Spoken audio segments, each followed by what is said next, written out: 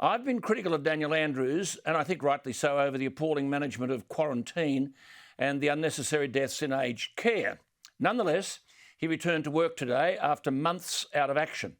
In that time, there have been vicious rumours about why he was absent, what caused his fall, where he was holidaying, whose house he was in, and who paid. One must be fair here. I'm never into the business of rumours, but some of these rumours were vicious.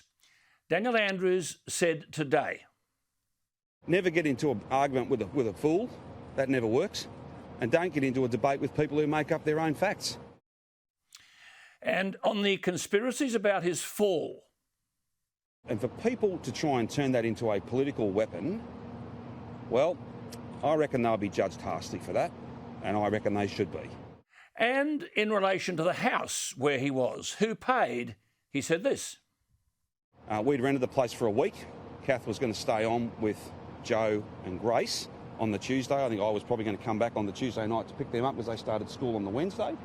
And then I'd be up and back a bit. I wasn't on leave after the Monday night or the Tuesday morning, if you like. The minimum booking for the place was a week. As it turned out, we weren't there for a week. We were there for considerably less. And if you ask me who owns it, I can't tell you. I don't know who owns it. It's through a lease, one of those holiday rental things. We paid for it with our own money, as we always do.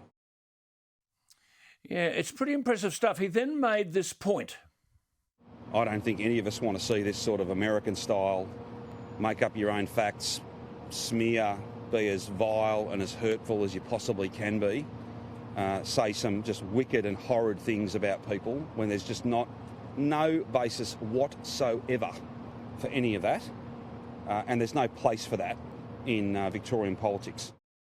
I have to say, Daniel Andrews was most impressive. He was fluent, he was convincing, and he was right to ignore the stories about him by saying, "Look, I don't know that you can put an end to some of these vile stories."